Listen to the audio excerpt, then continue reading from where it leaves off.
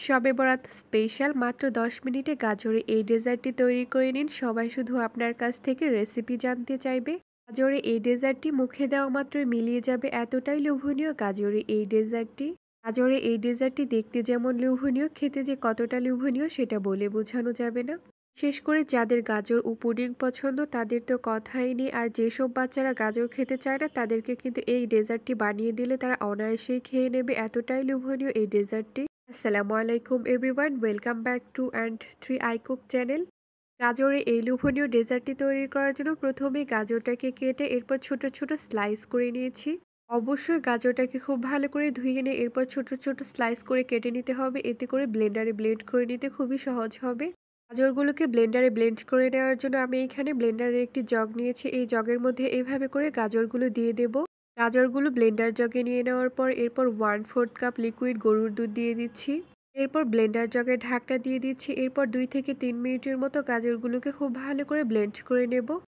গাজরগুলোকে Blender জগে নিয়ে খুব ভালো করে ব্লেন্ড করে নেওয়া হয়ে গেছে। এখন আমি একটি চামচের সাহায্যে আমি আপনাদেরকে একটু দেখিয়ে দিচ্ছি। আপনারা দেখেই বুঝতে পারছেন গাজরটাকে ঠিক কিভাবে আমি ব্লেন্ড করে নিয়েছি, একদম মিহি করে কিন্তু ব্লেন্ড করে নিয়েছি। এরপর একটি প্যান নিয়ে নিয়েছি, প্যানের মধ্যে দিয়ে দিচ্ছি ব্লেন্ড করে রাখা গাজর।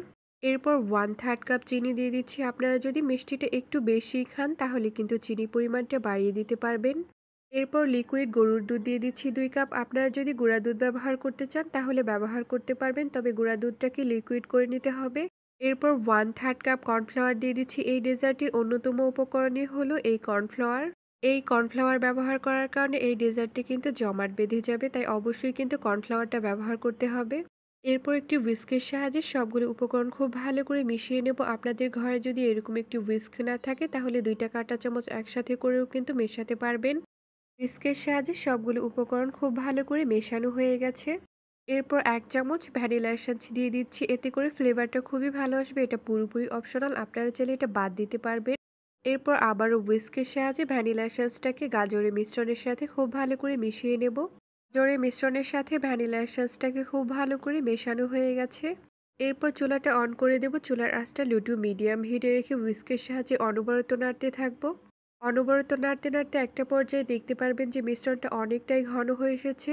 যদি হুট করে নাড়া বন্ধ করে দেন তাহলে কিন্তু মিশ্রণটা দলা পাকিয়ে যেতে পারে বা দানাদার হয়ে যেতে পারে অথবা শক্তও হয়ে যেতে পারে। মিশ্রণটা ঘন হচ্ছে না বা জমাট বাঁধছে না এই ভেবে যদি আপনারা হুট করে চুলার আঁচটা বাড়িয়ে দেন তাহলে কিন্তু এই মিশ্রণটা খুব দ্রুতই দানাদার হয়ে যাবে বা দলা পাকিয়ে যেতে পারে। হুইস্কের সাহায্যে এইভাবে করে অনবরত নাড়তে হবে, না হলে কিন্তু নিচে লেগে গিয়ে পুরা গন্ধ আসতে পারে আর খেতে কিন্তু একদমই ভালো লাগবে না তখন। আপনারা দেখেই বুঝতে পারছেন মিশ্রণটা কিন্তু অনেকটা পরিমাণে ঘন হয়ে এসেছে, তাই এভাবে করে অনবরত নাড়তে হবে। হুইস্কের সাহায্যে মিশ্রণটাকে অনবরত নাড়তে নাড়তে একটা পর্যায়ে দেখতে পারবেন যে মিশ্রণটা এরকম ঘন হয়ে এসেছে, ঠিক তখনই চুলাটা অফ করে দেব।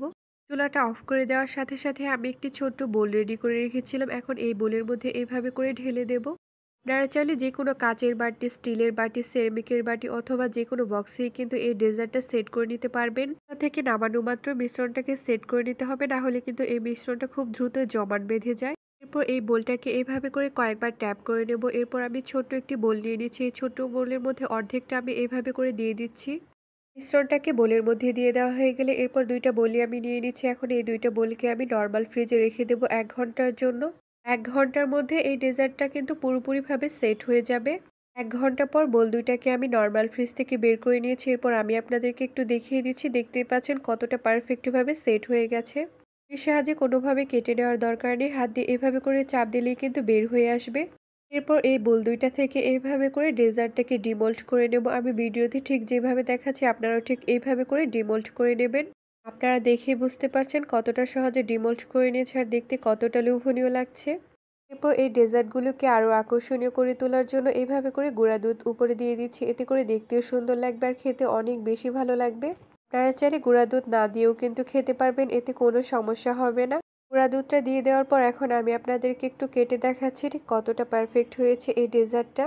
এই ডেজার্টটা যে কতটা লোভনীয় সেটা বলার অপেক্ষা রাখে না। আপনারা কিন্তু শুধুমাত্র শবে বরাত না, যে কোনো সময়ে কিন্তু এই ডেজার্টটা বানিয়ে খেতে পারবেন। আপনারা কিন্তু যে কোনো অনুষ্ঠানে অথবা অতিথি আসলেও কিন্তু এই ডেজার্টটা বানিয়ে দিতে পারবেন। সবাই কিন্তু আপনার শুধু প্রশংসাই করতে থাকবে। এখন আমি আপনাদেরকে ডেজার্টগুলো একটু কেটে দেখাচ্ছি ঠিক ভেতর থেকে কতটা পারফেক্ট হয়েছে।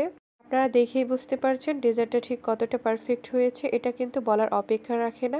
বাসার ছোট বড় সকলে এই ডেজার্টটি ফ্যান হয়ে যাবে, আপনার প্রশংসাই করতে থাকবে। আর হ্যাঁ, যদি আমার এই ডেজার্ট তৈরির রেসিপিটি আপনাদের ভালো লাগে তাহলে অবশ্যই লাইক, কমেন্ট এবং শেয়ার করবেন। ইউটিউব থেকে দেখে থাকলে সাবস্ক্রাইব করবেন। আর ফেসবুক পেজ থেকে দেখে থাকলে ফলো করবেন। আর আমার এই ভিডিওটি দেখার জন্য আপনাদের সবাইকে অনেক অনেক ধন্যবাদ। আল্লাহ হাফেজ।